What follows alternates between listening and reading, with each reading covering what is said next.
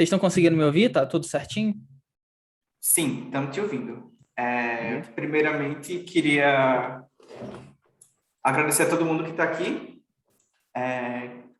Bem-vindos a mais uma atividade do César Arcade, que é a primeira semana de games da César School. Lembrando a todo mundo para seguir o Instagram da César School, que a gente está compartilhando tudo por lá, programação de cada dia, todas as informações, como se inscrever. Esse é o terceiro dia de atividade, a gente ainda tem mais dois, na quinta e na sexta. E na sexta também começa a Game Jam de 1 APS, que vai durar todo o fim de semana. O palestrante de hoje é o Arthur Soares, ele vai estar apresentando a Game Design. Ele é Game Designer com mais de 7 anos de experiência, ele é especialista em jogos e criatividade, tem vasta experiência em desenvolvimento de jogos, já foi palestrante nos maiores eventos de tecnologia do Brasil, como o Campus Party, Game XP, e o primeiro game dele, que foi o Octodash, estreou no top 10 mundial da Google Play. E com isso eu deixo vocês com o Arthur. Então vamos lá. Obrigadão, Vitor, pela introdução. E vamos lá, cara.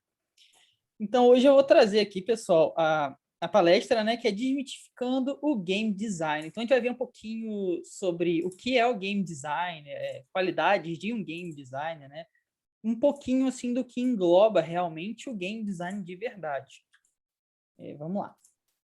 Como o Vitor me apresentou antes, né? Eu me chamo Arthur Soares, agora eu estou integrando aí o time da César também.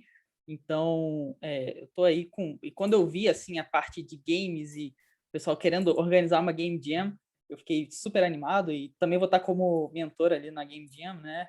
Mas na parte de Game Design. Então, eu amo jogos, principalmente a comunidade, a parte independente, eu me amarro. Então, podem sempre contar comigo também para esse quesito.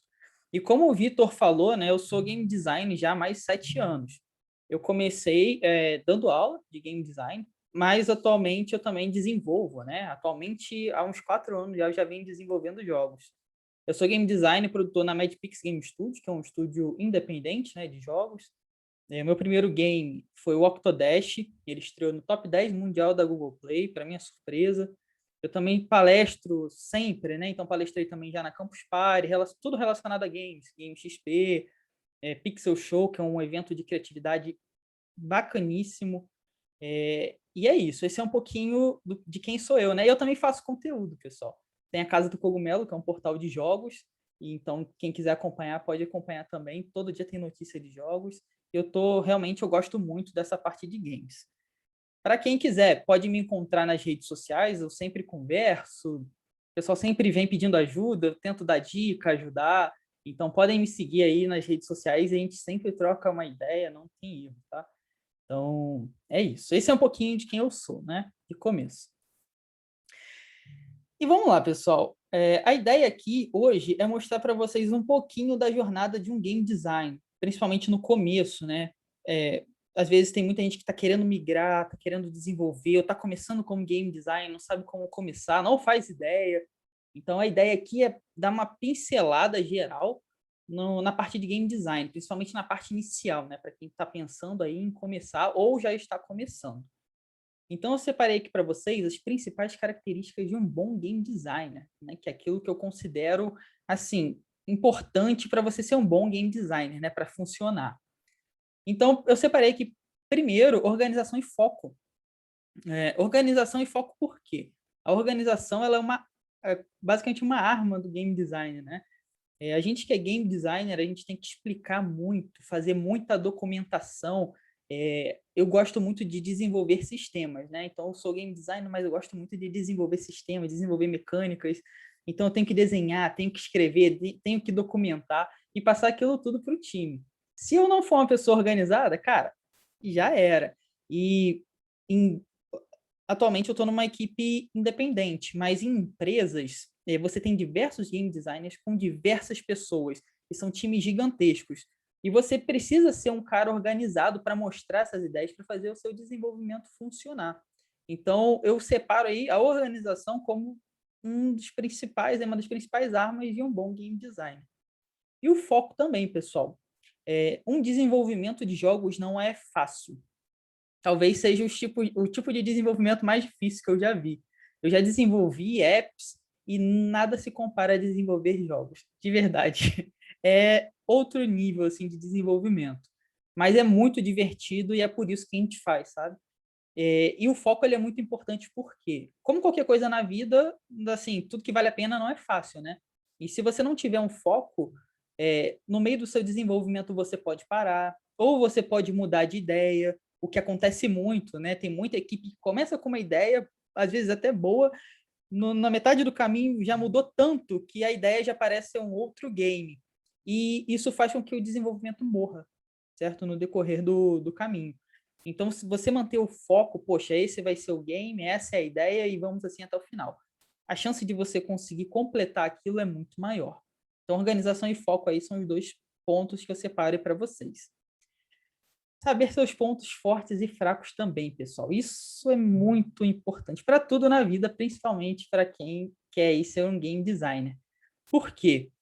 Sabendo seus pontos fortes, com certeza vocês vão saber como aprimorar suas habilidades, né? Então, como eu falei para vocês, eu gosto muito de desenvolver mecânicas e desenvolver sistemas. Então, eu me foco muito nisso. Eu me foco em ser cada vez melhor em desenvolver mecânicas e sistemas. E claro, eu também tenho que saber quais são os meus pontos fracos. Eu sei quais são os meus pontos fracos e tento trabalhar neles. Dou muita atenção aos meus pontos fortes para eu ficar cada vez melhor naquilo, mas também dou atenção aos meus pontos fracos, porque quando a gente é um game designer, a gente tem que entender um pouquinho, pelo menos, de cada área ali do que a gente está desenvolvendo.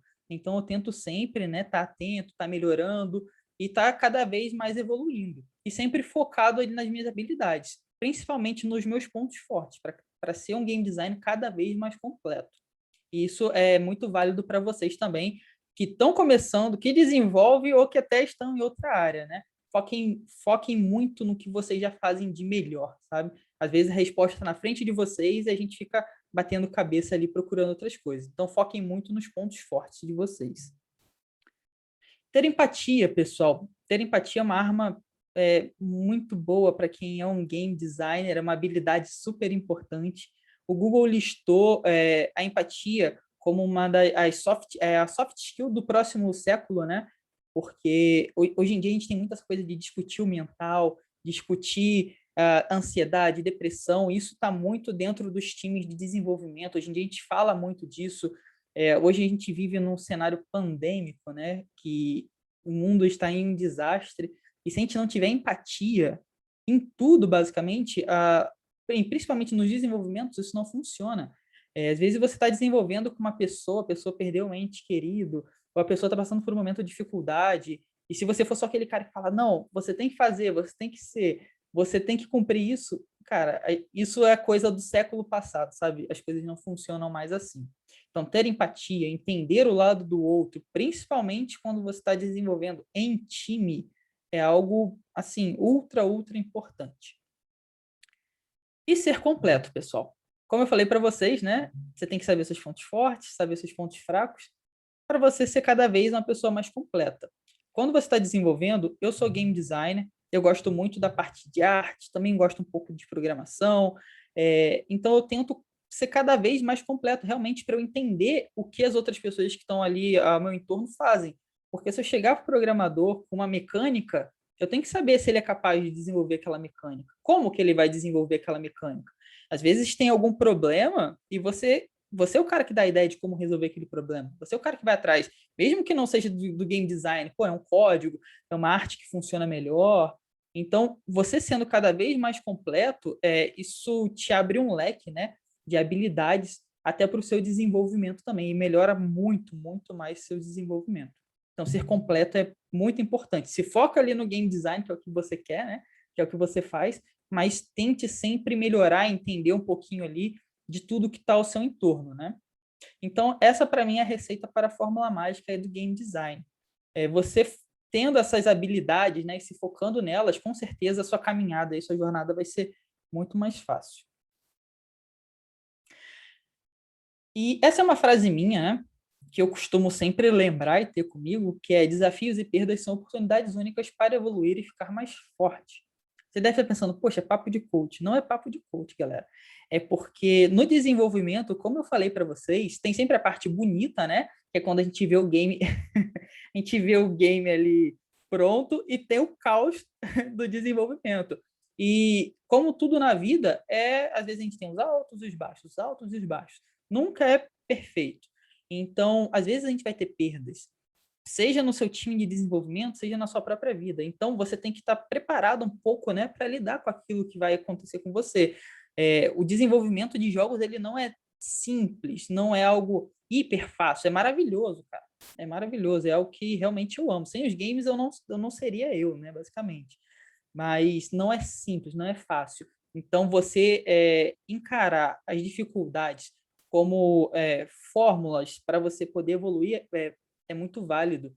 Às vezes aparece um problema muito grande para você resolver e você fica, poxa, uma semana, 2 semanas, batendo cabeça e resolve aquele problema ali no desenvolvimento. Isso é muito bom, porque no próximo desenvolvimento, provavelmente você não vai ter aquele problema. Ou se você tiver, você já vai saber como resolver. Então, você, com o problema, com a dificuldade, ganha uma habilidade ali para evoluir. Então, eu busco sempre, né, enxergar dessa forma e acho que é muito válido enxergar dessa forma também. Então, já falando, né, já que eu estou falando de desafios e dificuldades, então, assim, como superar esses tais desses desafios, né?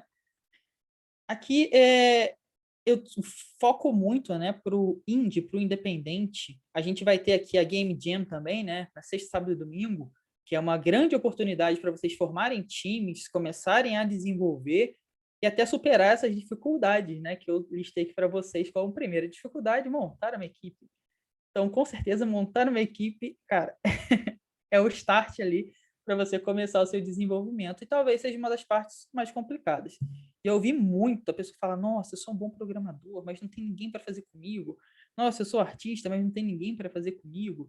E então, assim, montar uma equipe é realmente uma parte um pouco dolorosa, mas a gente tem formas de contornar isso, formas até simples. Por exemplo, a própria Game Jam, né, que a gente vai ter aí na sexta, sábado e domingo, é um ambiente perfeito para você já estar tá com uma equipe e continuar desenvolvendo com aquela equipe. Hoje a gente tem a internet, que é um ambiente incrível para você encontrar pessoas, grupos do Facebook para você postar o que você está fazendo ou procurar pessoas que estão com o mesmo interesse que você. Nessa você começa a montar os seus times ali iniciais.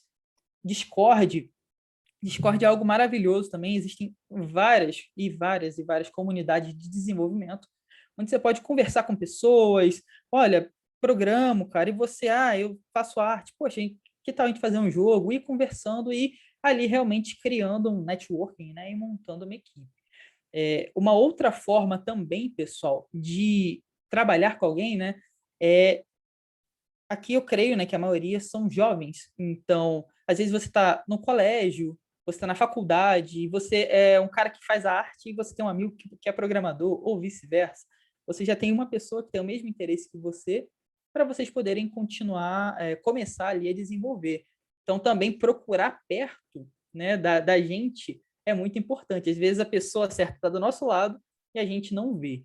Então, hoje em dia a gente tem internet, e, claro, falar, né? Se expor um pouco, olha, eu tô com uma ideia, eu quero desenvolver, alguém também tem interesse, e sair procurando é uma forma muito boa para quem está começando aí de montar uma equipe, né?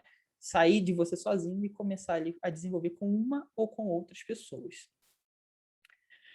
Um outro desafio, pessoal, é lidar com prazos e escopos.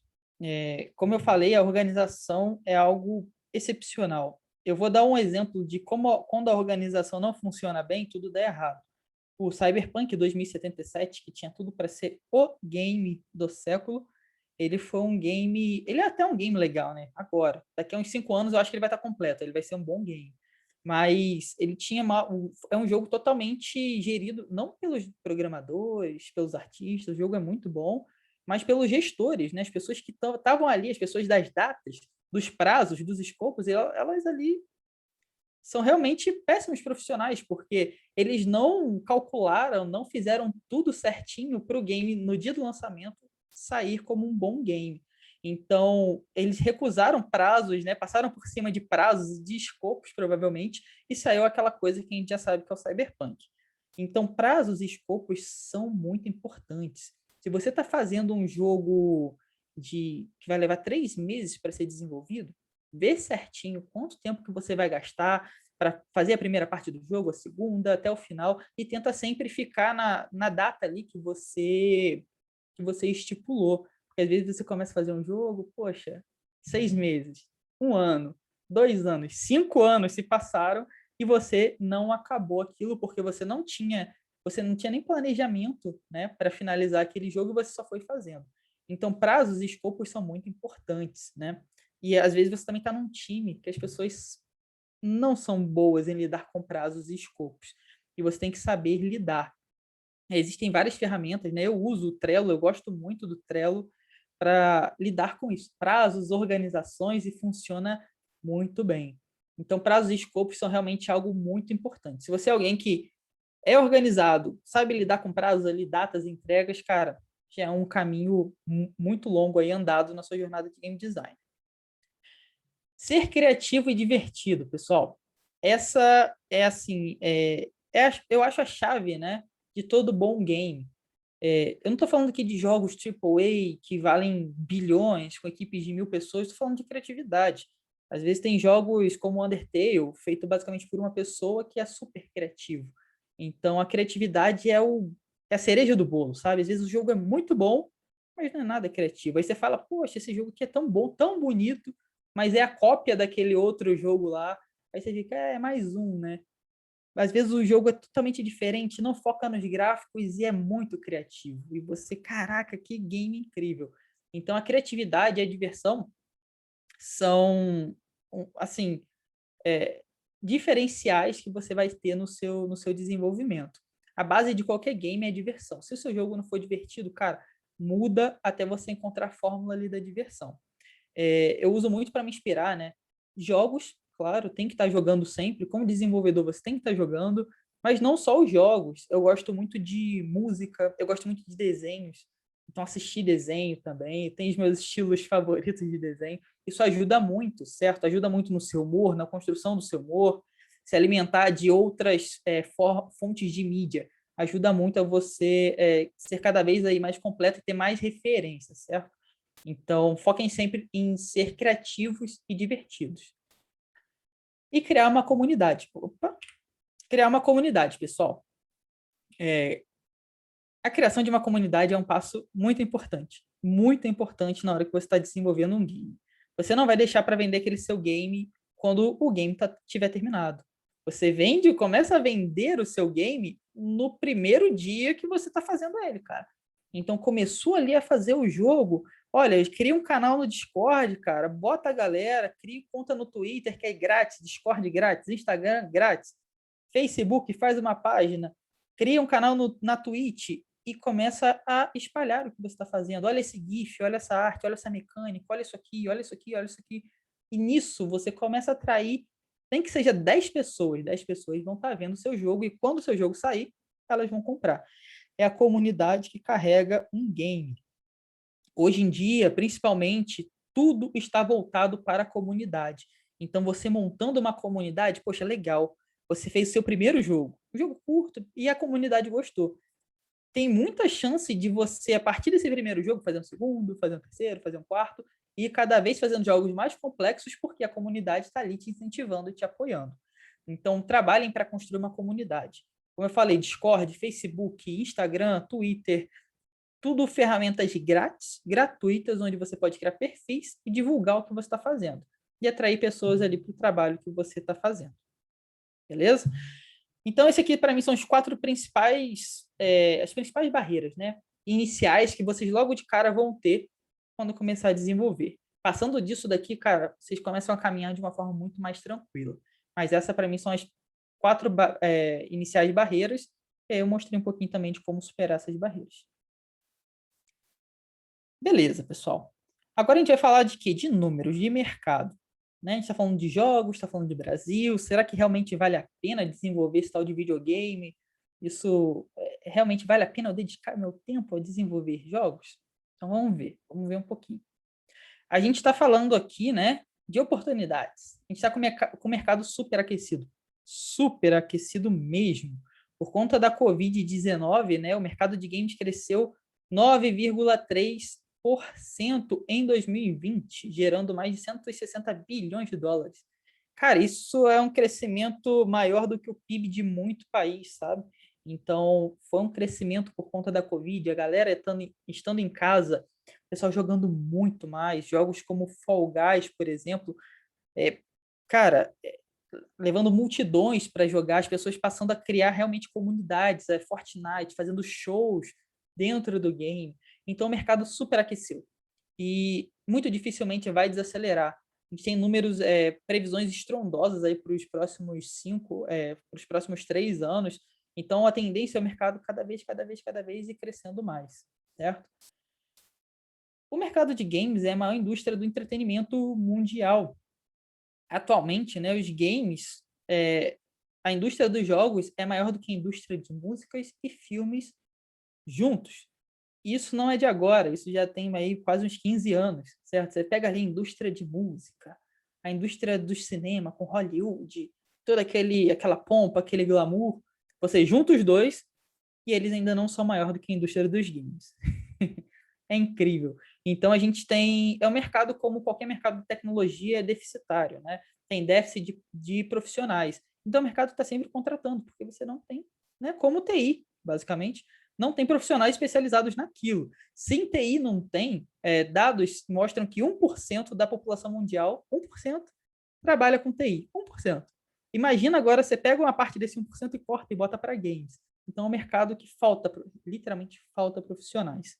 Tanto que tem muita gente que migra. Ah, o cara é pessoa formada em engenharia, pessoa formada em, sei lá, cara, e começa a migrar para jogos, se especializa em migrar para jogos, porque realmente tem muito espaço.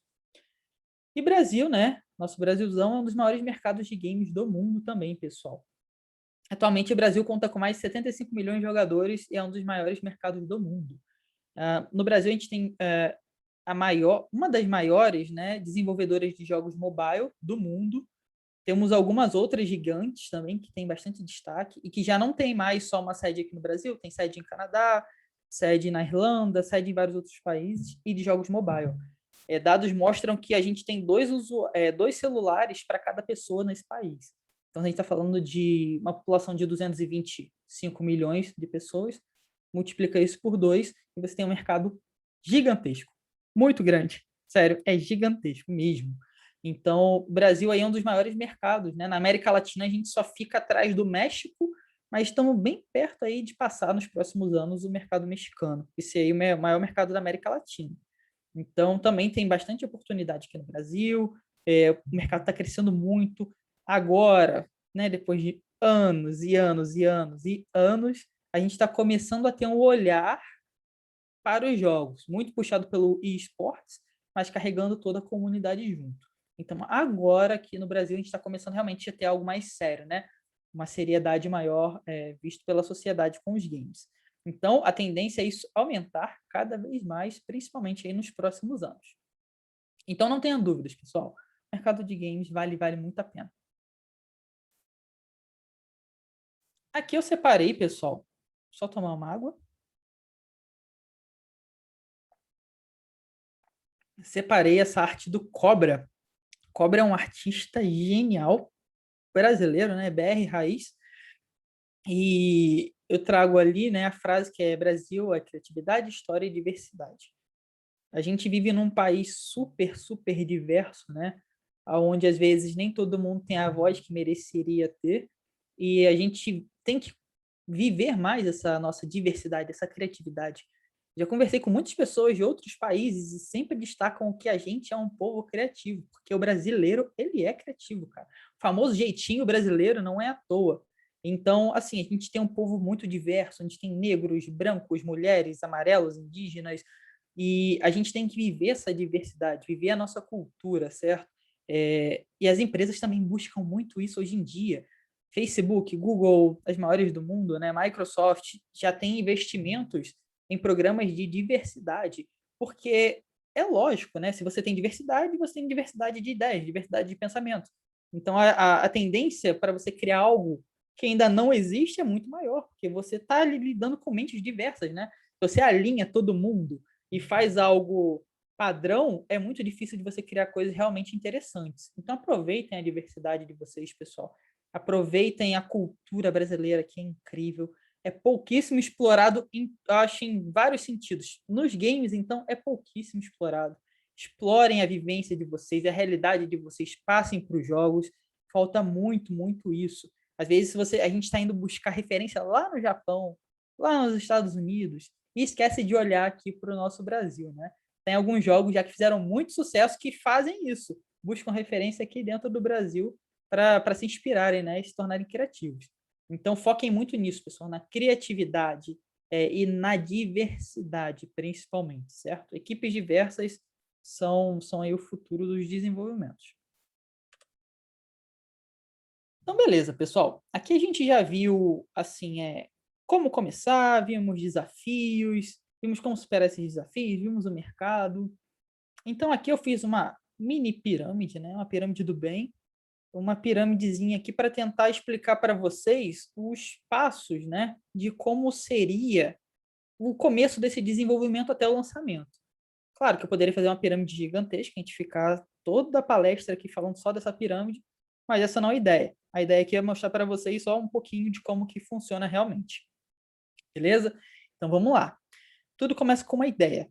Tudo começa com uma ideia.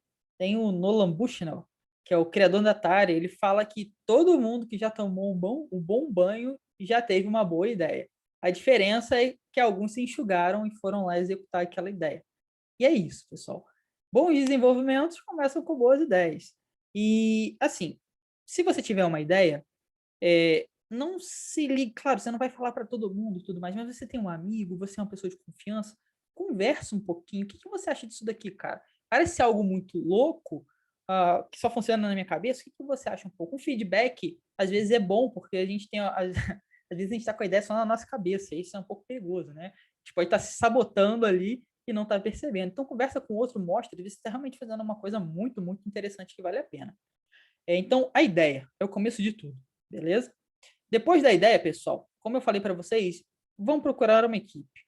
Por que eu falo sempre equipe? Porque, cara, desenvolver sozinho, de começo, eu não vou falar que é impossível, porque nada é impossível, mas é muito difícil. A gente tem jogos que foram desenvolvidos por uma pessoa só, mas que às vezes, Psychonauts, eu acho, se eu não me engano, demorou 12 anos para ser desenvolvido, foi por um cara só. Então, vocês não querem ficar 12 anos desenvolvendo um game só, acredito eu. Então, saiam da ideia e vão procurar pessoas para fazer aquilo com você, sabe? Se você programa, procure alguém de arte, alguém de som, algum game design. Vá procurar pessoas para desenvolver junto com você, certo? E montar a sua equipe.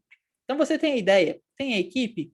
Beleza. Agora eu vou começar a organizar, vou começar a criar os escopos, vou falar para o meu time, olha, galera, a gente não vai criar um novo GTA, porque nós somos 4 pessoas, somos um time independente, não vamos cometer esse erro de criar o próximo MMO de mundo aberto com 1000 jogadores. Esqueçam essa ideia de começo. Vocês podem criar? Com certeza. Quando vocês tiverem mais experiência, já tiverem apanhado um pouquinho do mercado, já tiverem realmente fortes para desenvolver. De começo, foquem em jogos pequenos, pessoal, que vocês conseguem terminar numa Game Jam, por exemplo.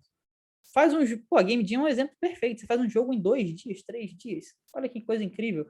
Então, nisso, pô, fiz um jogo de uma Game Jam, irado. Agora, meu próximo projeto vai ser maior, vai demorar 3 meses. E o próximo vai ser um pouco maior, vai demorar 6 meses. E por aí vai. Não foquem em coisas gigantescas. Tentem desenvolver aquilo onde a mão de vocês consegue chegar. Beleza? E para isso, a organização é muito importante. Porque, beleza, vamos desenvolver o jogo de 3 meses. Olha, em um mês eu tenho que estar com X coisas prontas, em 2 meses o jogo tem que estar pronto. No último mês a gente só vai ficar polindo o jogo, divulgando e vendo o que a gente pode melhorar. Então, para isso que serve a organização, beleza? Para você conseguir finalizar ali o seu desenvolvimento. Se você não for organizado, não tiver a parte de organização, muito dificilmente você chega no final. Beleza, tô com a ideia, tô organizando, tô com a equipe e agora eu também tô criando a minha comunidade, né? Como eu falei para vocês, startou o projeto. Olha, fundei ali a equipe X. Pô, beleza, já vai em todos os perfis de rede social, cria os perfis ali da equipe X, certo? Do time de vocês, para você já preparar para começar a divulgar o seu game e preparar para criar sua comunidade, cara. não pode perder tempo. Então, se já está fazendo tudo, já cria os perfis ali, Instagram, Twitter, Facebook, página no Facebook, e já começa a tentar ali, né, a divulgar e caminhando para divulgar o seu próprio jogo. É de graça, certo? Vocês não estão gastando um centavo para divulgar o jogo de vocês. Beleza, tá criando tudo ali, a parte da ideia, da organização, legal. Antes de você realmente se jogar de cabeça, pular da ponte ali para fazer o seu jogo, protótipo. Protótipo é uma parte muito importante. Às vezes você já fez tudo, tá com a ideia, tá com a equipe, já fez o escopo ali bonitinho e vai partir para fazer um protótipo para ver se aquilo realmente é válido. E na hora do protótipo você vê que seu jogo é horroroso. Na ideia ele é bom, na prática é horrível. E é para isso que serve um protótipo. Ou você faz o protótipo e fala: caraca, cara, isso é realmente incrível e vai dar muito certo. Tudo começa como um protótipo. Por quê? Se na parte do protótipo, que você demorou uma semana para fazer, foi bom, cara, vai de cabeça, se joga, se esforça, porque é muito certo que aquilo dali vai realmente ser bom. Então, a prototipação evita de você gastar um ano da sua vida desenvolvendo um jogo e depois desse um ano você parar, virar e olhar e falar: caraca, não é tão legal quanto eu imaginava. Nisso você gastou um ano, perdeu tempo, dinheiro, e não é isso que a gente quer. Então, façam um protótipo. Prototipagem é o começo, certo? Fez tudo ali, organizou, parte para o protótipo para saber realmente se a sua ideia é válida. Ah, legal, a ideia é válida? Já estou desenvolvendo, fiz o protótipo, passei do protótipo ali, pô, legal, começa a divulgar. Já está com a comunidade sendo criada, né? Os seus perfis já estão criados, então começa a divulgar. Divulga imagem, olha essa arte, olha essa mecânica, olha isso aqui, olha isso aqui, e vai divulgando, cara. Vai divulgando, é de graça. É de graça. Você não gasta um centavo para divulgar, cara. Antigamente a gente ficava refém das emissoras de TV, dos jornais, né? Das editoras de jornais. Hoje em dia a gente tem internet, cara. E é tudo free, certo? Então divulguem, divulguem mesmo. Tá fazendo isso, já tá na parte de divulgação, o que falta agora é a gente lançar, cara. Com certeza vai bater ali, né, com a data que você escolheu, tudo bem organizado, mas agora o certo é a gente lançar. Então tem um trabalho antes do lançamento. O lançamento, vamos dizer assim, dependendo do seu game, né, ele é a última parte, cara, do jogo, certo? Se você está fazendo um jogo para PC, por exemplo, você não vai ter ali uma taxa de atualização constante. Você fez muita coisa antes e o lançamento é a última parte, cara. Então, essa pirâmide, eu tento mostrar para vocês um pouquinho de como é um desenvolvimento, da ideia que vocês podem ter do que é desenvolver um jogo, que envolvem várias etapas, né? Até você chegar lá no seu lançamento, na parte final.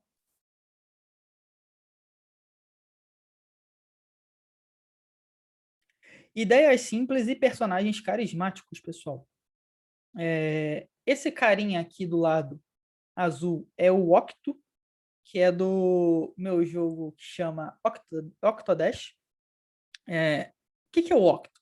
O Octo é uma peça octagonal, por isso ele tem esse nome, e ele é só isso, basicamente. Ele tem dois olhinhos, o que deixa ele muito bonitinho, pelo menos eu acho, e é isso que é o Octo. E foi um personagem que, claro, rascunhei bastante e tudo mais até chegar nele. Mas por que o Octo é dessa forma? Ideias simples e personagens carismáticos é exatamente isso que eu tento fazer sempre. Eu sempre tento fazer coisas simples, onde você bate o olho e vai lembrar. Se você, por exemplo, vê o bigode do Mario, só o bigode, um chapéuzinho vermelho, você sabe que aquele dali é o Mario. Eu ficava muito tempo no colégio desenhando o Toad, sabe? O Toad, é até meu apelido, né? Eu ficava desenhando o Toad do Mario ali, o cogumelo na carteira. E quando eu era mais novo, poxa, tédio, aula chata, e ficava desenhando ele na carteira. Com isso, eu cheguei à conclusão de que o personagem ele era tão simples, mas tão simples, que ele estava tanto no meu subconsciente que no momento de tédio, eu conseguia lembrar de todos os detalhes daquele personagem. E quem não conhece o Toad, quem não conhece o Mario, quem não conhece o Pikachu, quem não conhece essa gama infinita de personagens carismáticos dos videogames. E se vocês pararem para pensar, são todos personagens simples.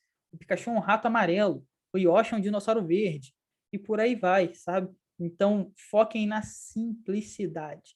A maioria dos personagens que você vê que são realmente carismáticos e chamam muito a atenção, eles têm talvez só um detalhe que é característico e o resto tem uma simplicidade até para não desfocar daquilo. Então é isso que eu tento fazer sempre nos meus desenvolvimentos. Apelar para a criatividade, né? Tentar ir por um caminho diferente e focando sempre na simplicidade. Minha ideia com o Octo era que quando um aluno tivesse entediado, ele ia conseguir desenhar um Octo na carteira do colégio dele. Não é algo tão difícil, né? E como o Octo só tem 2 olhos, com os olhos, hoje a gente consegue ver isso, né? A gente só está usando máscara, então a gente só vê os olhos das pessoas. Mas com os olhos você consegue demonstrar dor, raiva, alegria e N sentimentos. E é isso que é a ideia com o Octo, certo? Então, foquem sempre, pessoal, em ideias simples, personagens carismáticos. Não tentem fazer o novo GTA, não tentem fazer o novo MMO de 1000 pessoas. Tentem coisas simples, coisas carismáticas, certo? Que é o que vocês têm a capacidade atualmente de desenvolver, certo? E beleza, pessoal. Agora você deve estar se perguntando, pô, cara, legal isso tudo, mas o que eu uso para desenvolver? Eu trago aqui para vocês, né, 2 ferramentas que eu sou apaixonadamente apaixonado. Uma eu já uso há muitos anos, muitos anos. Ela está totalmente no mainstream agora, que é o Blender, mas não era. E eu gosto, claro, isso é ótimo. O Blender é essa ferramenta aqui da direita. É uma ferramenta incrível, incrível, incrível. Totalmente gratuita, com atualizações constantes. E o Blender realmente, atualmente, está incrível. Tenho visto muitos profissionais de anos que usavam ZBrush, outras ferramentas de modelagem migrar para o Blender, porque realmente está uma ferramenta muito incrível. É uma ferramenta que recebe apoio financeiro da Disney, por exemplo. Atualmente recebeu, há umas 2 semanas atrás, recebeu um investimento gigantesco da Adobe. É essa Adobe mesmo que faz o Photoshop. E é uma ferramenta free. O futuro, né, dos programas é a gente ter programas free. Essa coisa de programas pago vai ficar muito para trás. A gente já está vendo isso com Blender, né, que aí é um programa já um pouco antigo, que como eu falei, eu já conheço o Blender, já tem uns 8 anos que eu mexo no Blender, e o Blender já não era tão novo, e é uma ferramenta incrível, pessoal. Para modelar, para criar cenários, criar personagens, criar efeitos de luz, criar animações. O Blender é uma engine de games, então você pode programar e criar jogos dentro do Blender, editar vídeos dentro do Blender, editar imagens, editar música. O Blender é uma ferramenta incrível. E é 100% gratuita e, pasmem, é super leve. Então, o Blender aí é a minha super indicação, né? Para quem quer começar, não sabe por onde. Cara, se você for bom no Blender, realmente, se dissecar o Blender e for uma pessoa boa no Blender, você não precisa nem mais de outra ferramenta, certo? É uma ferramenta muito completa. E também a Unity 5, que é onde eu desenvolvo meus jogos. Então, pensa que no Blender você cria a parte visual, você cria mundos, você cria cenários, modela personagens. Fez isso tudo, você joga para dentro da Unity para dar vida. Então, na Unity você faz física, iluminação, coloca todas as regras do seu mundo. Então, a Unity você dá vida, né? É a engine de jogo. E no Blender você modela, né? Você cria a característica visual daquilo tudo e exporta direto para a Unity. A Unity, que é outra ferramenta gratuita, a Unity, as novas versões de 2021 para cá, tá realmente incrível. Eu uso a Unity há muito tempo, a Unity era muito mal otimizada, crashava toda hora, mas de 2021 para cá, né, a versão que vocês forem baixar já é uma versão otimizada, se vocês forem baixar agora, tá realmente muito, muito, muito bom. Eles melhoraram muito a ferramenta. E como, mais uma vez, é uma ferramenta gratuita. Se vocês entrarem lá em unity.com, eu acho que é isso, só jogar Unity no Google, entrem aí no site, vocês vão ver a lista de jogos que são feitos com a Unity. Jogos famosos, jogos multimilionários que são feitos com essa ferramenta gratuita. O próprio Fall Guys, que eu falei para vocês, totalmente feito com a Unity. E N outros hiperjogos famosos são feitos com essa ferramenta, que é super poderosa e gratuita. E é isso, pessoal. Hoje eu tentei trazer um pouquinho para vocês aqui, né, da minha experiência, um pouquinho das minhas dificuldades, como que vocês passam por cima dessas dificuldades. Tentei mostrar para vocês também o que é um pouco do game design, o que faz o game design, parte de organização, e espero realmente que vocês tenham gostado. Essas aqui são minhas redes sociais, né? Como falei, podem me procurar. A gente vai trocar uma ideia, a gente troca uma ideia, ajudo sempre, não tem erro. E é isso, espero realmente que vocês tenham gostado. Massa, Arthur, massa. Galera, então a gente vai abrir agora para perguntas, para dúvidas. Podem mandar aí no chat que a gente vai fazendo aqui. Inclusive, para começar, Arthur, eu queria te pedir para falar um pouco sobre o desenvolvimento do Octodash. Como foi esse processo? Legal. Então, eu tinha acabado de sair, né, de dar aula, era professor, fui professor de começo por quase 5 anos de game design e ensinar é diferente de fazer. Então, eu saí e falei, poxa, eu quero... Realmente, será que eu sou bom? Será que eu consigo desenvolver jogos? E beleza, foi meio que um meu teste, sabe? Então, o desenvolvimento do Octodash foi em quase 3 meses, foi em 2 meses e pouquinho. Foi bem legal, porque foi minha primeira equipe de verdade, pessoas maravilhosas, e foi bem caótico também, claro, estava ali começando, como tudo no começo é meio caótico, então ali eu entendia que a prática é um pouco diferente, né? Mas funcionou muito do que eu sabia, funcionou ali para o desenvolvimento. Mas o Octodash foi um jogo feito em 3 meses, cara. A gente teve algumas dificuldades que eu acho iradíssimas, porque hoje eu tenho essas dificuldades aparecem, eu sei como resolver, eu fico, tudo por conta do Octodash. Então, teve suas dificuldades, mas foi bem, bem, bem legal. Massa. Ó, o Guilherme perguntou aqui no chat. Arthur, tu recomendaria Game Maker como ferramenta de criação de jogos? Recomendaria, cara. Geralmente, quem faz a ferramenta é o desenvolvedor. Eu já vi coisas incríveis em programas como o Paint, por exemplo. Já vi artes incríveis feitas no Excel. Feitas no Excel, cara. Então, se você é bom no Game Maker, se joga de cabeça no Game Maker. Eu gosto da Unity porque a Unity ela é muito completa. Ela é uma engine profissional, basicamente. Ela tem tudo que você precisa, tanto para o 2D, tanto para o 3D. E tem uma comunidade muito forte. Então, é muito simples de você achar assets gratuitos e coisas gratuitas. Mas se você é bom numa ferramenta, cara, se joga, desenvolve naquela ferramenta ali, certo? Não é a ferramenta que provavelmente vai te limitar, não. Massa. Mais alguma pergunta, galera? Enquanto o pessoal não manda mais, eu queria te perguntar outra coisa. Vai lá. O que tu diria para tu mesmo quando tu começou a fazer jogos, a estudar sobre jogos, que tu gostaria de ter sabido naquela época? Hum, eu acho que seria foca mais em game design. Porque no começo eu passei pela dificuldade que muita gente eu vejo que passa, que é tipo, meu Deus, para onde que eu vou ali no desenvolvimento?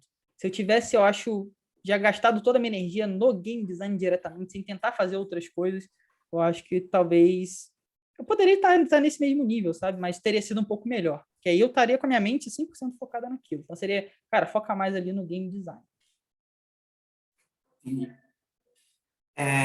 E como tu falou, tu faz parte da Casa Cogumelo, né? Sim, da Casa do Cogumelo. Que oportunidades tu acha que game designers podem ter interagindo com as mídias, né? Porque a Casa Cogumelo é um portal super conhecido sobre Nintendo. Que oportunidades tu enxerga de interação entre game designers e portais como a Casa Cogumelo? Olha, vou te dar a minha experiência, né? É, eu, assim, eu conheço vários outros game designers e desenvolvedores brasileiros e que não só com a Casa do Cogumelo, eles tentam também criar a sua própria comunidade. A Casa do Cogumelo eu uso como minha comunidade porque, né? Eu também estou ali fazendo aquilo constantemente. Mas todos eles têm o brother que é o Giliar, ele está na EA. Ele, cara, ele produz o seu próprio podcast. Ele agora faz live na Twitch. E ele é um game design, é o lead game design do FIFA. Então, assim, você tem, hoje em dia, as mídias nos dão muita oportunidade de aparecer. Então, a gente tem que estar querendo sempre aparecer, porque a gente aparecendo, aparece o nosso jogo junto, sabe? Então, isso é muito, muito importante. Com a Casa do Cogumelo, eu faço muito isso, cara. Uso muito de trampolim para as coisas que eu estou fazendo também. Massa, massa. Ó, o Guilherme Pacífico mandou uma pergunta aqui. Arthur, para pessoa com interesse em game design, mas zero habilidade prática, tanto em programação quanto arte, tu sente que vale mais a pena começar logo e tentar fazer algo ou estudar algo direito antes? Olha, eu acho muito que a melhor forma de aprender é a prática. Acho muito. Não estou falando de você deixar de, agora eu vou largar a faculdade. Não é isso. É você ir praticando literalmente e vai aprendendo. Poxa, por quê, cara? Foi assim que eu aprendi. E é assim que eu vejo que muita gente aprendeu. Eu sou muito curioso. Então, às vezes eu tinha que fazer alguma coisa, eu ficava, mano, como é que eu faço isso? Eu não tenho ideia de como que eu faço isso. Google, pesquisar como eu faço isso e vou atrás até encontrar e aprender. Então, eu ia fazendo e ia aprendendo junto. Eu não parei, me dediquei, amarrei minhas mãos ali para trás por vários anos e depois fui fazer. Não, já comecei tentando fazer e fui aprendendo ali, tropeçando no meio do caminho, cara. E eu acho para mim que essa é a melhor forma de todas. Você vai fazendo e vai aprendendo. Massa.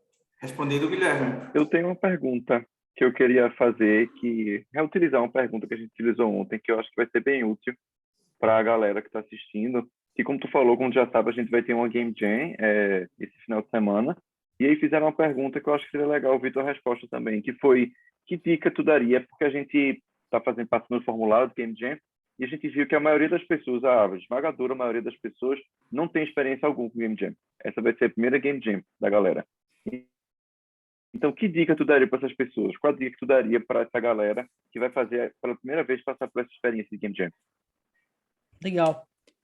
Cara, eu acho que a melhor dica de todas é se divirta. Se divirta. Você está fazendo jogos, você tem que estar se divertindo ali no seu desenvolvimento. Para quem vai começar, então, cara, eu lembro da minha primeira Game Jam, foi tipo uma experiência muito, muito, muito legal. Então, se divirta. Se divirta, encontre pessoas, converse, aproveite a Game Jam para fazer network, conhecer outras pessoas que estão exatamente no ponto zero, assim como você, mas que estão querendo sair do ponto zero e ir para outro ponto. Então, se divirta, cara. Ideias malucas são sempre válidas. Para mim, são sempre as mais válidas.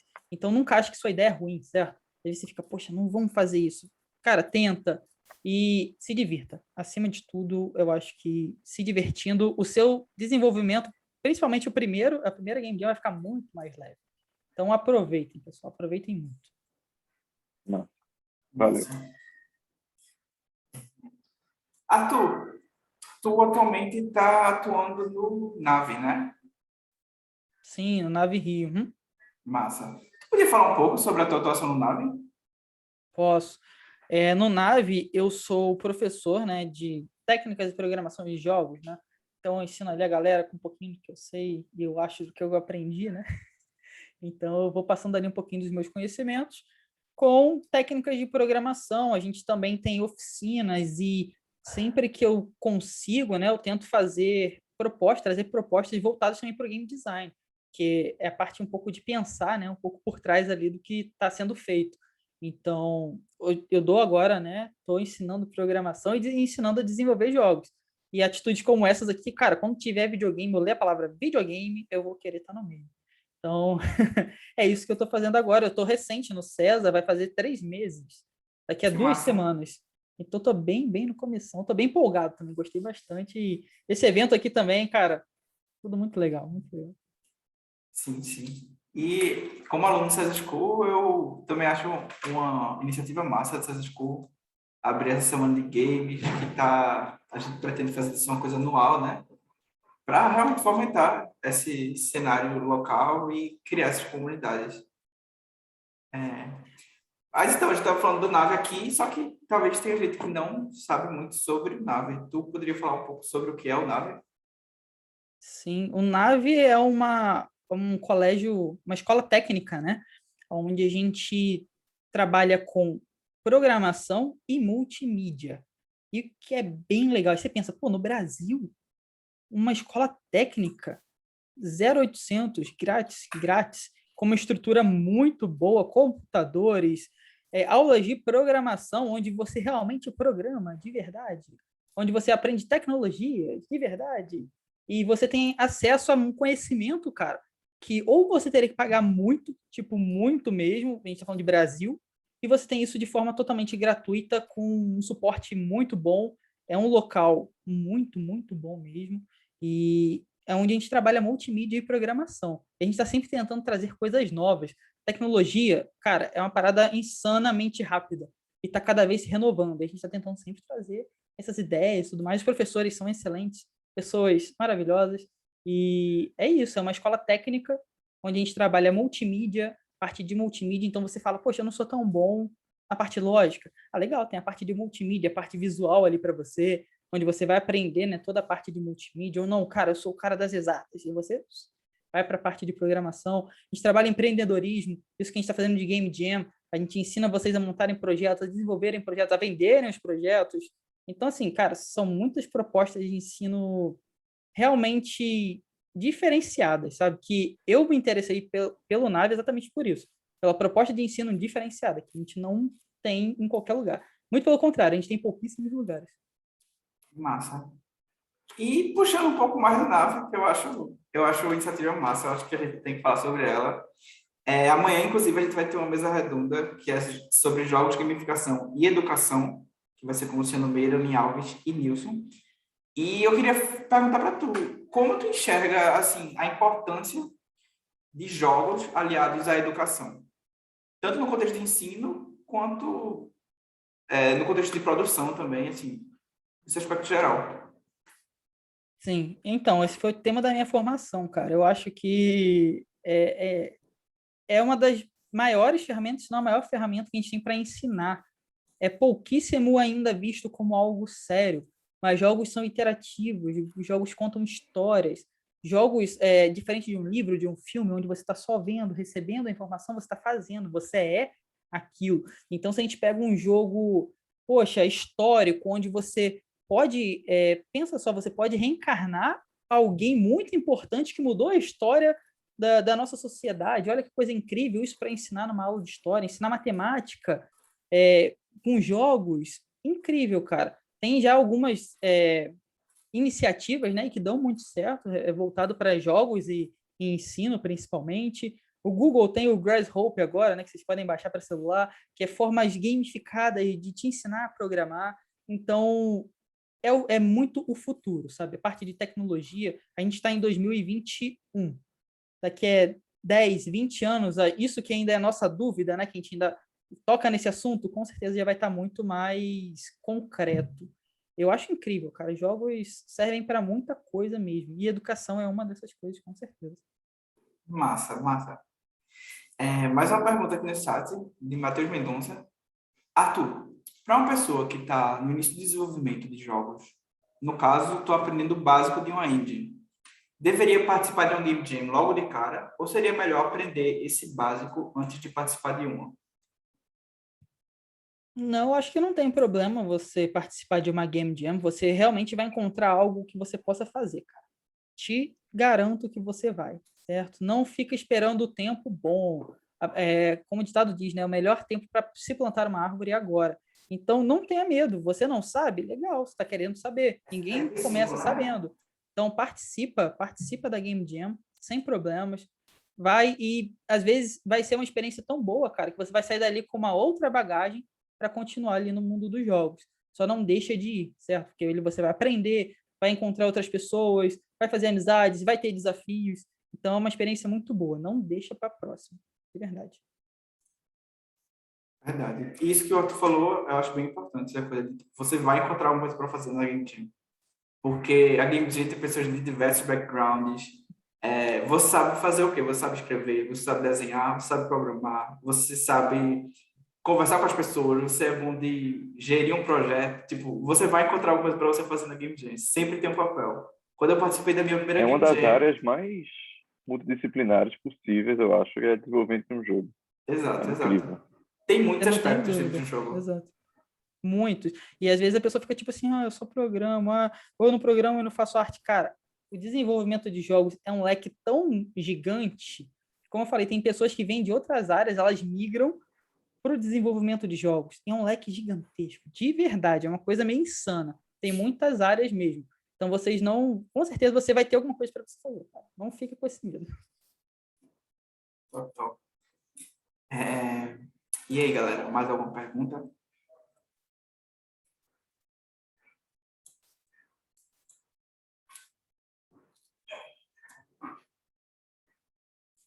Então, por enquanto, nada. Vamos lá. Vou fazer a sua pergunta, então. Arthur, como tu se enxerga como game designer daqui a 10 anos? 10 anos? É. Então, eu tenho alguns objetivos, né, a cumprir, que eu espero conseguir cumpri-los nos próximos anos, e como game design. Mas eu quero ser uma referência no que eu faço, realmente. A pessoa fala, lembrar de videogame e falar assim, ah, eu lembro daquele cara ali, aquele careca meio estranho, barbudo, é isso que eu quero, sabe? Então, eu me esforço muito para que isso aconteça. Então, estou sempre tentando movimentar a comunidade, levar a palavra dos jogos para outras pessoas, fazer com que elas se interessem, descubram que jogos não é esse bicho de sete cabeças, que é algo realmente incrível. Então, eu quero realmente ser lembrado como alguém exatamente disso, uma referência ali nos jogos, no desenvolvimento de games. Eu tô na correria para isso aí, cara. Massa. Eu pergunto isso também porque eu queria perguntar outra coisa agora, que é sobre carreira. A tua palestra justamente se chama Desmitificando o Game Design, para falar um pouco sobre essa área, né? Como é a carreira de um game designer? Tipo, quais os caminhos que ele pode seguir? Como é que ele vai melhorando e vai subindo, vai se tornando, vai tomando outros papéis? Como é essa carreira do game designer? Legal. Hoje em dia a gente tem cursos, né, que já te colocam no caminho, tem faculdade que fala assim, ah, isso aqui, isso aqui, isso aqui. Minha trilha foi totalmente ao contrário. E eu conheço vários outros game designers que a trilha foi totalmente ao contrário. A minha base de formação é de arte, não é de programação. Eu sou formado em artes. Então, eu gosto muito do visual. Nossa, eu gosto de passar emoções com a arte. Então, o que acontece? Eu saí da arte ali, né? Mas eu sempre fui apaixonado por tecnologia, demais apaixonado por tecnologia. E por isso, né, para mim não, para muita gente, jogos são arte. Então, por isso que eu venho fazendo jogos. E, assim, não foi fácil, vamos assim dizer, porque eu saí de uma área e migrei para outra. Então, eu tive que me especializar muito. Então, eu tive que ler para caramba, tive que fazer para caramba, estudar para caramba, mas eu consegui. Eu conheço um outro game design, que é um brother, que me deu umas dicas muito boas no começo, que é o Felipe Dalmolin, da Aquiles Game Studio. E ele me deu muita dica, cara. E ele também é exatamente isso. Ele veio de outra área e é uma área de arte também e virou game design. Tem o Danilo, da Joy Mesh, que também faz jogos incríveis brasileiros. Ele também veio de design, eu acho que ele era arquiteto, cara. E hoje ele faz jogos incríveis, ele é indie total, é ele e a esposa dele.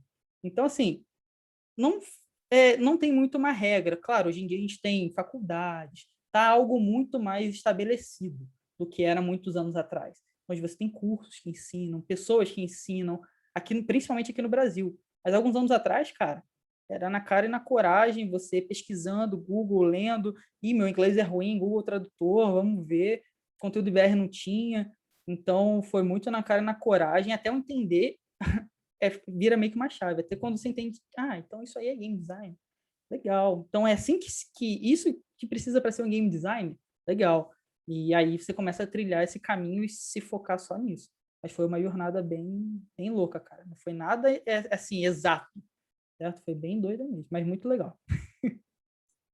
Massa, massa. Puxando um pouco do que tu falou, que games são arte, que é uma coisa que, inclusive, eu concordo.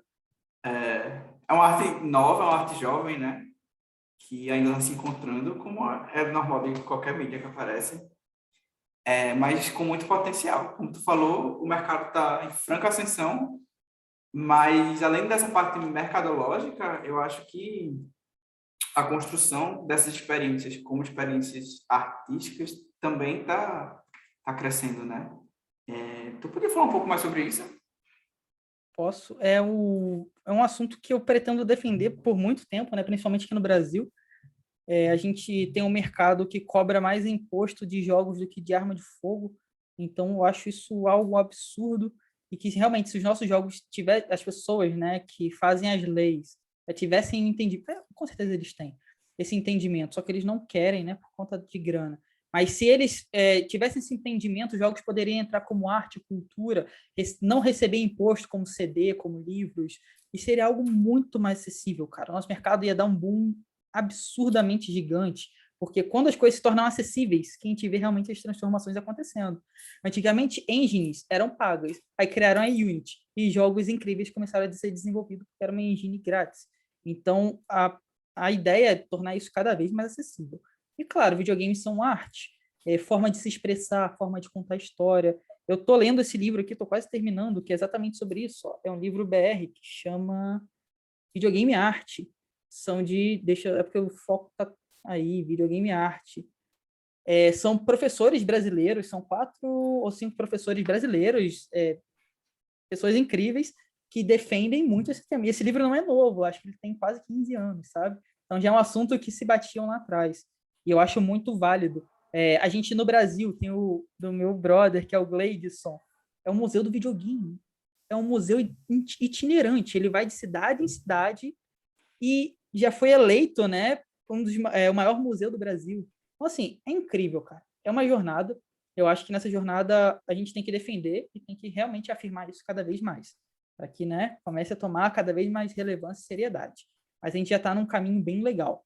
Temos que discutir cada vez mais, com certeza, mas sem dúvidas, videogames são arte. É forma de contar história, é forma de se expressar. Futuramente, eu espero ver games muito mais imersivos, cara. A gente tem VR, por exemplo, realidade virtual. Então, imagina experiências artísticas onde você está imerso dentro de tudo ali, sabe? Por ser uma mídia muito nova, a gente está aprendendo ainda. Eu sinto que a gente não dominou 100% como criar jogos. A gente está aprendendo. Então, daqui a uns... Cinema, por exemplo, já tem mais de 100 anos. Então, imagina videogames daqui a Exato. 20... imagina videogame daqui nos próximos 20 anos, cara, com as tecnologias e as mentes que foram moldadas agora trabalhando 20 anos no futuro. Então a gente tem, vai ser realmente incrível. Eu quero estar aqui para ver tudo isso acontecendo. Mas sem dúvida, videogames são arte.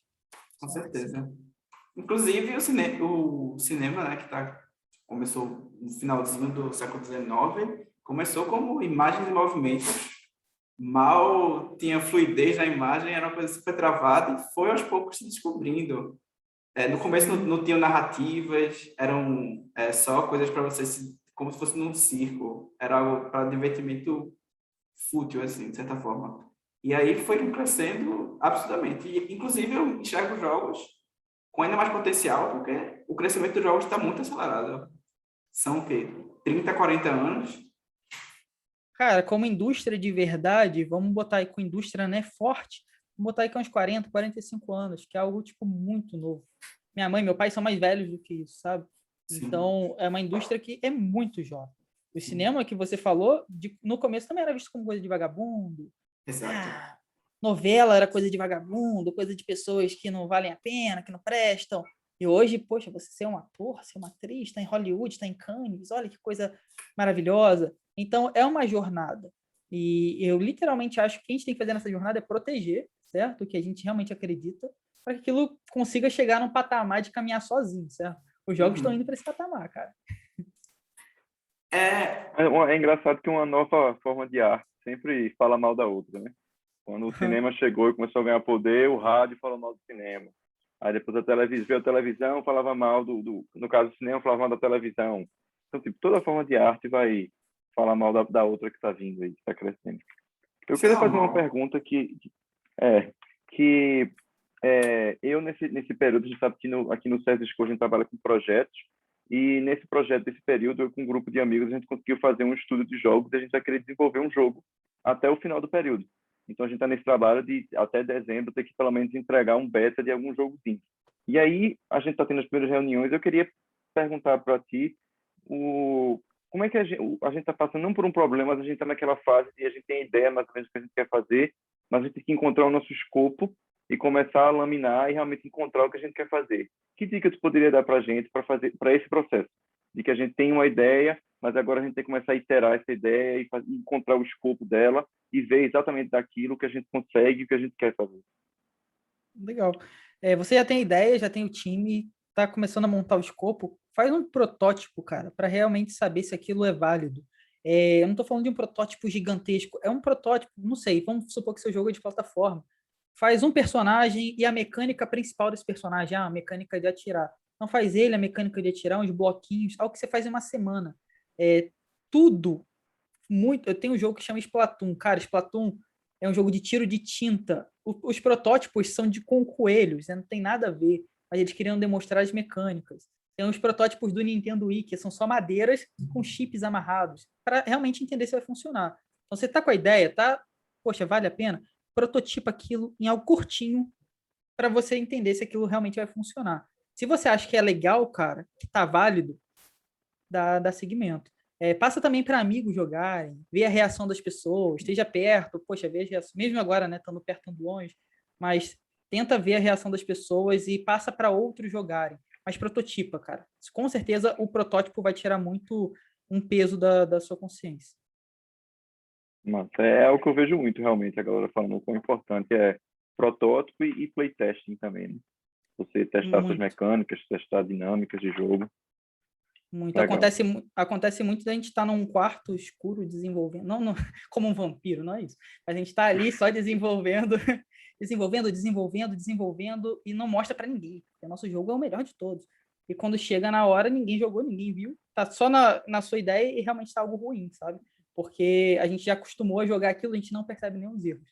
Então, realmente, prototipa, passa para outras pessoas jogarem, amigo, primo, irmão, e passa para os outros jogarem, que realmente vai tirar um peso gigantesco da sua cabeça. Legal.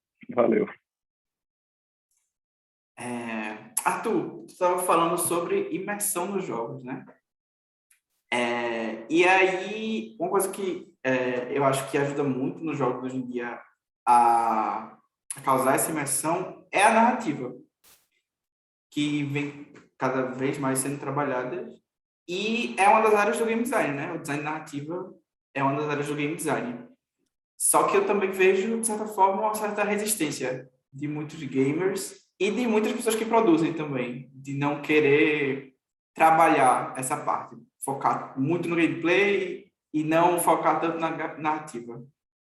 Eu queria que tu falasse um pouco mais sobre essa dicotomia, entre aspas, que não é uma dicotomia de fato, entre gameplay e narrativa, e como tu enxerga a narrativa dentro dos jogos.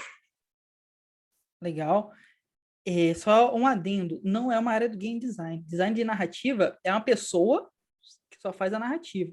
O game design, a gente faz toda essa parte de organização, de prototipar mecânica, prototipar ideias, passar aquilo para o time, organizar. O design de narrativa, cara, por exemplo, você está falando que a narrativa é realmente importante, e é realmente importante. Eu estava jogando o Red Dead Redemption 2, porque o pessoal fica, mano, que narrativa é essa? Essa narrativa desse jogo, a narrativa. E eu fui jogar, eu fiquei, mano, que narrativa é essa? Que narrativa incrível, essa narrativa é muito boa. Porque, meu Deus, aquilo dali é um trabalho, cara, tão minucioso para fazer aquilo tudo funcionar, que é um trabalho que, sei lá, levaria 1000 anos, sabe? E é realmente um jogo maravilhoso por conta da narrativa. Ah, cara, é porque às vezes as pessoas elas não têm tanta habilidade para realmente fazer boas narrativas. Fazer uma boa narrativa é difícil. Eu digo para mim mesmo, eu não consigo fazer uma boa narrativa. Do tamanho do Red Dead, cara, não é minha habilidade, longe disso. Porque é difícil, é complicado você contar uma história, sabe? Mas tem, por isso, né, tem bastante espaço e é algo realmente importante. Eu gosto de narrativas mais simples e sem diálogo. Por exemplo, tem jogos como Journey, como Gris, eles não têm nenhum diálogo, mas eles contam a narrativa ali de outra forma, né? Porque a ideia principal é talvez passar um sentimento, passar uma mecânica, o gameplay, mas a narrativa tá sem diálogo, tá sendo contada. Isso para mim é uma das coisas mais incríveis. Você fica, pô, não tem nada escrito, não tem Total. fala. E contam uma história, você fica, mano, isso aqui vale a atenção, sabe? E eu gosto muito desse tipo de narrativa, muito. Mas as narrativas são algo The Last of Us, super conceituado por conta da... Tô vendo que você tá com fone do PS5, né? Super conceituado por conta do jogo, da narrativa. Então, a narrativa é muito, muito importante. Em jogos gigantes, é um dos destaques. O próprio Cyberpunk tem uma narrativa... Você vai falar com o NPC tem história, cara. O NPC do outro lado da cidade, ele tem alguma coisa para te contar, sabe? E encaixa ali na narrativa. Então, é realmente uma área muito, muito, muito importante. Também, como tu E eu acho bem falou, interessante com narrativas que interagem com o próprio... Narrativas que entram, que participam do próprio... do da gameplay. própria mecânica do jogo. Eu vejo jogos feitos, por exemplo, Papers, Please, em que é um jogo tecnicamente simples, mas a narrativa casa muito com o gameplay.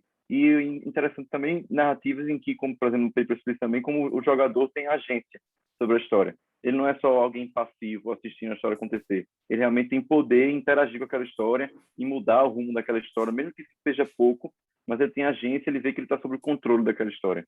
O jogador fica, ele não só assiste, ele vira um colaborador da história. Eu acho isso bem massa. O próprio Undertale tem isso, né? Ele é um jogo muito simples e você pode ir influenciando as suas escolhas, sua tomada de decisão influencia no resultado final. Então, às vezes a gente não precisa ter uma narrativa gigantesca, super complexa, uma narrativa simples. É porque às vezes as pessoas acham que jogos têm que ser super complexos. Cara, não. Fujam disso, por favor. Jogos têm que ser simples, tem que você bater o olho e entender. Então, foquem até em narrativas simples, mas que, cara, é perfeitinho, ele sabe um sonho é gostoso, tem açuquinha por cima, funciona bem, pô, delicioso, e é mais ou menos isso, cara, jogos simples, narrativa, que nem você falou, uma narrativa simples, que encaixe, tem muito jogo que traz uma narrativa simples e que funciona muito bem, cara. O que a gente não percebe também é que narrativa, como você falou, não é só diálogo.